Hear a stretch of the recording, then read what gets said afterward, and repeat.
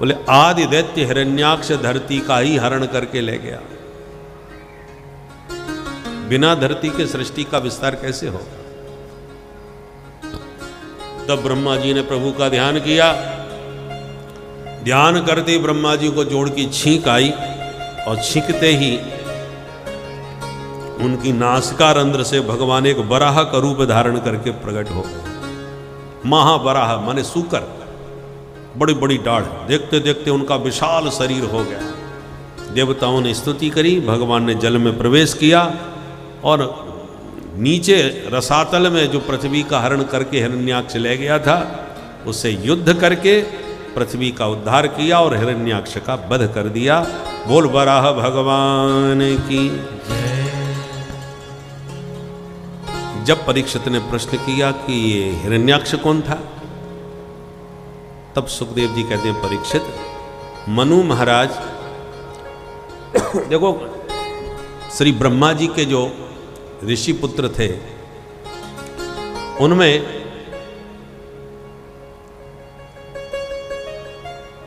कश्यप मुनि, कश्यप जी की कई पत्नियां हैं, दिति, अदिति, दनु, काष्ठा आदि। उनमें दिति से सब दैत्यों का जन्म हुआ, अदिति से देवताओं का जन्म हुआ। तो एक बार सूर्यास्त का समय हो रहा था और कश्यप जी अपना भजन संध्या कर रहे थे। इतने में उनकी पत्नी दिति ने उनसे रति याचना करी, प्रणय निवेदन किया। कश्यप जी ने कहा सुनो देवी दिति, कि सूर्यास्त का समय हो रहा है, सूर्यास्त के समय 4 काम बिल्कुल नहीं करने चाहिए। आहारम मैथुनम निद्राम स्वाध्याय च विशेषतः। सूर्यास्त के समय भोजन न करे, सूर्यास्त के समय शयन न करे, नींद न ले, सूर्यास्त के समय स्वाध्याय न करे और सूर्यास्त के समय सहवास न करे।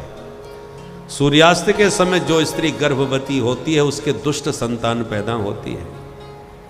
इसलिए कश्यप जी ने अपनी पत्नी को विविध भांति समझाया, पर अत्यंत कामातुर होने के नाते दिति को कुछ समझ में नहीं आया। पत्नी का मनोरथ कश्यप जी ने पूरा किया। जब कामज्वर शांत हो गया दिति का, तब बाद में पश्चाताप हुआ कि स्वामी मेरे से भूल हो गई। कश्यप जी ने कहा भूल हुई है तो परिणाम भोगो। क्या परिणाम होगा? बोले तुम्हारे गर्भ से अब 2 भयंकर दुष्ट दुराचारी दैत्य पैदा होंगे, सारी धरती को हिला के रख देंगे। भयभीत हुई दिति ने 100 वर्षों तक बच्चों को जन्म ही नहीं दिया। 100 साल के बाद जब 2 दैत्य पैदा हुए जिनका नाम हुआ हिरण्याक्ष और हिरण्यकश्यपु, आज भगवान ने बराह रूप धारण करके हिरण्याक्ष का उद्धार कर दिया और तभी से हिरण्यकश्यपु कट्टर शत्रु बन गया भगवान का। सृष्टि का विस्तार हुआ। सबसे पहले बेटियों का वंश बतलाए। कश्यप जी की जो ये कर्दम, ये जो 3 बेटियां थी मनु महाराज की, आकुति, देवहूति, प्रसूति, उनमें जो मझली बेटी थी वो देवहूति थी, जिनका विवाह कर्दम मुनि के साथ में हुआ। कर्दम जी के द्वारा देवहूति के गर्भ से 9 बेटियां हुई और बेटे के रूप में साक्षात भगवान कपिल रूप में प्रकट हो गए। बोल कपिल भगवान की। सांख्य शास्त्र प्रवर्तक भगवान कपिल मुनि। ब्रह्मा जी स्वयं अपने ऋषि पुत्रों को साथ में लेकर कपिल भगवान का दर्शन करने आए कर्दम जी के आश्रम में। नारद जी बचपन से घूमने के स्वभाव के थे तो कहीं घूमने निकल गए, बाकी 9 ऋषि साथ में आए नारद जी को छोड़कर। तो कर्दम जी ने स्वागत किया और ब्रह्मा जी जब वापस जाने लगे तो निवेदन किया, महाराज मेरे घर में 9 बेटी, आपके साथ में 9 बेटा, बढ़िया जोड़ा बन जाएगा यदि आपकी कृपा हो जाए। ब्रह्मा जी बोले बहुत अच्छी बात है, शुभस्य शीघ्रम।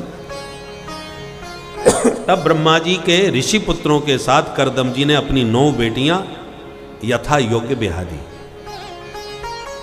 सबसे बड़ी बेटी का नाम था कला देवी, जो मरीचि मुनि को ब्याही। दूसरी थी अनसुईया, जो अत्रि मुनि को ब्याही। तीसरी थी अरुंधति, जो वशिष्ठ जी को ब्याही।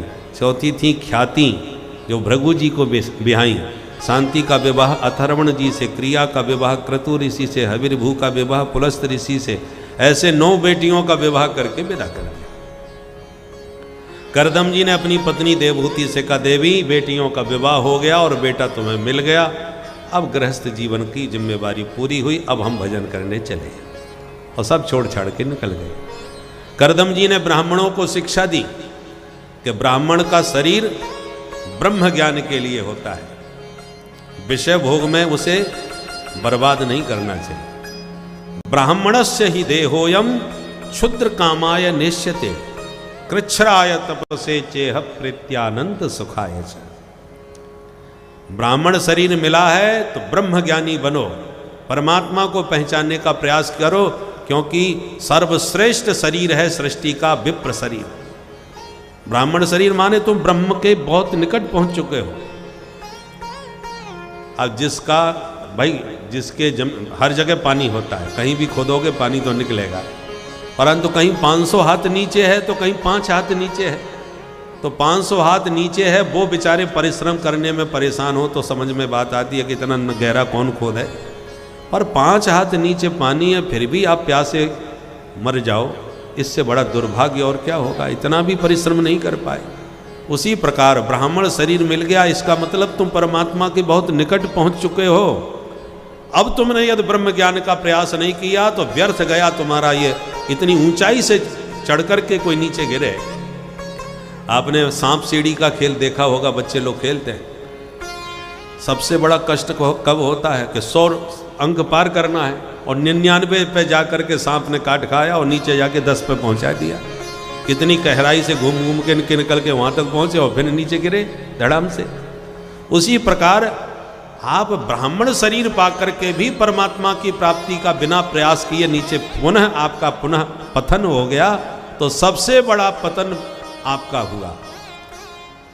अरे जो 25-30 पर पहुंच पाया और फिर वो नीचे 10 पे आ जाए तो कोई परेशानी नहीं है, कि ज़्यादा बड़ा पतन नहीं हुआ।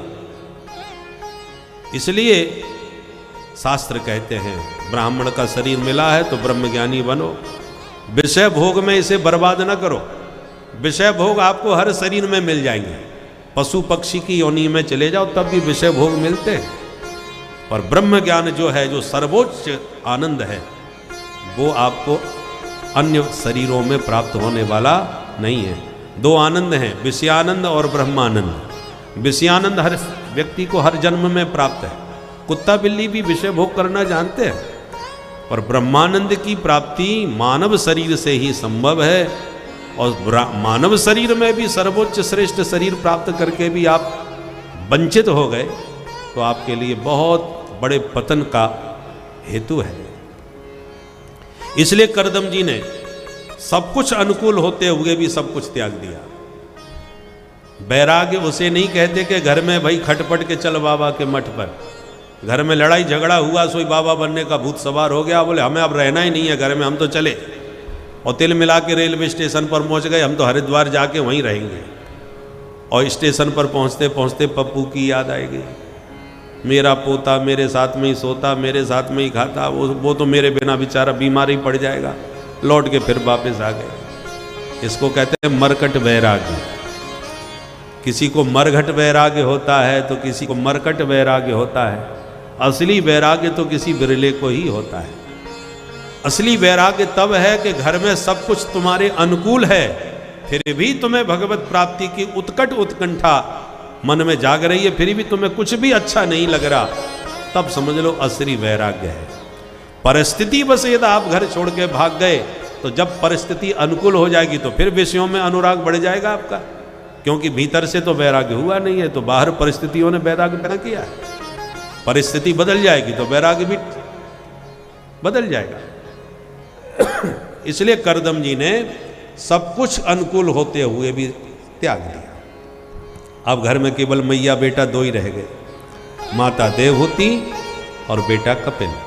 एक दिन माँ के पास, माँ अपने पुत्र के पास आई और बोली, बेटा निर्विन्ना नितराम भूमन असत इंद्रिय कर्षणा येन संभाव्यमानेन प्रपन्नान्धं तमा प्रभो। प्रपन्नांधम तम प्रभु। माँ ने प्रश्न किया, पुत्र संसार में मैंने सब कुछ पा लिया। एक स्त्री जो कल्पना करती है कि मुझे ये मिल जाए वो मिल जाए, वो मुझे सब कुछ मिल चुका है। करदम जैसे तपस्वी पति मिले और उन्होंने मुझे कामक विमान दिया। कामक विमान का मतलब उस विमान में बैठ के जो कामना करो वही पूर्ण हो जाए। जो संकल्प करो कि हमें अमुक स्थान पर जाना है, तत्काल विमान उड़ के वहीं पहुंच जाए। और विमान छोटा मोटा नहीं है कि 10-5 लोग ही बैठ पाए। पूरा नगर है, पूरा शहर जिसमें कुआं है, बावड़ी है, बाग बगीचे हैं, ये सारा विमान के भीतर था। ऐसा विशाल विमान बनाया। और आश्चर्य की बात यह है कि उस विमान में न डीजल न पेट्रोल कुछ नहीं लगता, केवल संकल्प के बल पर विमान उड़ता है। ऐसा अद्भुत विमान उस जमाने में करदम जी ने बना के पत्नी को भेंट किया। तो माता देवहूति कहती है कि मैंने सब कुछ पा लिया। तुम्हारे जैसा पुत्र मुझे मिला कपिल, अनुसुईया और अरुंधति जैसी बेटियां मिली, और भृगु और वशिष्ठ जैसे दामाद मिले। अब बोलो कोई कमी किसी पक्ष से नजर आ रही है? व्यक्ति दुखी होता है तो अभाव में दुखी होता है। क्या करे, भगवान ने सब कुछ दिया है परंतु बेटा नहीं दिया। बेटा के बिना दुखी है। बेटा दिया है तो अच्छी बहू नहीं मिली, अच्छा दामाद नहीं मिला, अच्छी बेटी, कुछ ना कुछ कमी रहेगी तब तो व्यक्ति दुखी हो सकता है। मगर माता देवहूति कहती है मेरे जीवन में तो कोई कमी नहीं है। करदम की पत्नी, कपिल की माँ, अनुसुईया की माँ, जिस मेरी बेटी अनुसुईया ने ब्रह्मा विष्णु महेश को अपने सतीत्व के प्रभाव से 6-6 महीने का बच्चा बना दिया था, ऐसी माता अनुसुईया का सतीत्व जगत में प्रसिद्ध है। वो मेरी बेटी है। और कामक विमान में सारे संसार के सुख, दिव्यतम सुख जो है वो मुझे मिल गए। और चक्रवर्ती सम्राट मनु की बेटी हूं मैं, तो मायके में भी कोई कमी नहीं है। सम्राट की बेटी हूं। पर बेटा एक बात समझ में नहीं आती, जब मैंने सब कुछ पा लिया तो मेरे अंदर पूर्णता का आनंद क्यों नहीं आ रहा? अभी भी मेरे भीतर कोई अभाव, अभी भी मुझे लगता है मैं अपूर्ण हूं। तो क्या पाना शेष रह गया है जिसको पा करके मैं पूरी तरह परिपूर्ण हो जाऊं, आत्म संतुष्टि मुझे मिले? वो संतुष्टि अभी भी नहीं है। इसलिए बेटा मैं किससे पूछने जाऊं, किसकी शरण में जाऊं? तुम परम ज्ञानी हो पुत्र, इसलिए तुम्हारी ही शरण में आ गई। अपने ज्ञान की कुठार उठाओ और मेरे अज्ञान के वृक्ष को जड़ सहित काट करके मिटाओ। स्तुति करने लगी माता।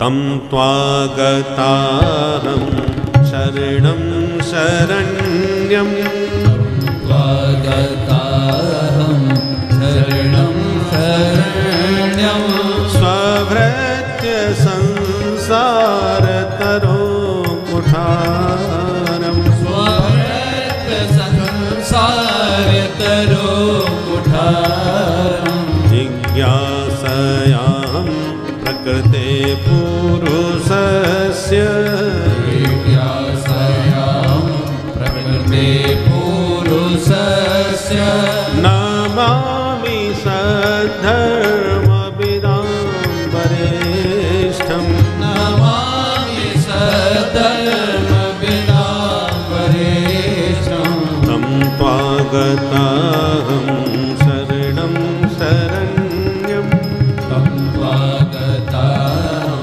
शरणं शरण्यं, शरणं शरण्यं, शरणं शरण्यं। तो माँ ने जब इस प्रकार स्तुति करके जिज्ञासा प्रकट करी, तब कपिल भगवान कहते माँ आज मैं आपको अध्यात्म योग का रहस्य बतलाता हूं, बहुत ध्यान से सुनिएगा। इस संसार के जितने विषय हैं ये जीव को कभी परिपूर्ण नहीं कर सकते। भागवत में लिखा है किसी पुरुष को संसार की सुंदरतम सारी स्त्रियां प्राप्त हो जाए, जितने भी दिव्यतम रत्न हीरे जवाहरात हैं वो सब उसके अधीनस्थ हो जाए, इसके बाद में भी वो संतुष्ट नहीं हो सकता। जिसको सब कुछ सुलभ हो उससे कहे अब आप परिपूर्ण हो गए, सभी सुंदरियां आपकी दासी हैं, सारे दिव्य रत्नाभूषण आपके पास हैं, अब आप संतुष्ट हो गए? बोले नहीं, अभी भी कसर है। क्या कसर है? बोले हमने सुना है स्वर्ग के राजा के पास ज़्यादा सुख होता है, वो कम मिलेगा। इसका कोई अंत नहीं है। विषयों से कभी कोई, अच्छा स्वर्ग के राजा को भी कोई क्या कमी है? तो क्या इंद्र संतुष्ट हैं? इंद्र भी कहाँ संतुष्ट हैं? इतनी अप्सराएं, उर्वशी रंभादिक अप्सराओं के नृत्य गान में मस्त रहने वाले, सुरा सुंदरी का निरंतर सेवन करने वाले इंद्र भी परिपूर्ण नहीं है, संतुष्ट नहीं है। वो भी अहिल्या के सौंदर्य से आकर्षित होकर के चले आए, परिपूर्ण कोई नहीं है। रावण के पास क्या कमी थी? पूरा सोने का शहर बना दिया उसने, लंकापुरी, पूरा सोने के दरवाजे, दरवाजे तो क्या, उसके तो दीवालें भी सोने की थी। स्वर्ण नगरी में रहता था और गंधर्व सुर नर नाग कन्या, ऐसी कोई सुंदरी विश्व की नहीं थी जो उसकी सेवा में दासी बन के न खड़ी हो। तब क्या रावण परिपूर्ण हो गया? नहीं, वो भी अभाव ग्रसित ही रहा। इससे क्या सिद्ध होता है? हम और तुम क्या चीज हैं? जब रावण जैसे स्वर्ण का शहर बनाने वाले भी संतुष्ट नहीं हो पाए हैं, देवराज इंद्र भी संतुष्ट नहीं हो सके, हम कितना वैभव जुटा लेंगे? इसका कोई अंत नहीं है। विषयों से कभी वैराग्य नहीं हो सकता, और विषय कभी आपको संतुष्ट नहीं कर सकते, परिपूर्ण नहीं कर सकते। विषयों की उपमा शास्त्रों में खुजली से दी जाती है। खुजली एक तरह से बीमारी है, परंतु खुजलाने में तो बड़ा आनंद देती है। और याद रखिए, ये खुजलाने में जितना आनंद देगी, खुजलाने के बाद उतना ही कष्ट भी देगी। दुख में उस आनंद की परिणति दुख में होती है, कष्ट होने लगता है। उसी प्रकार ये विषय हैं, उपभोग में जितना आनंद देते हैं, इसके परिणाम में उतने ही कष्टदायी होते हैं। विषयों का परिणाम दुखदायी है।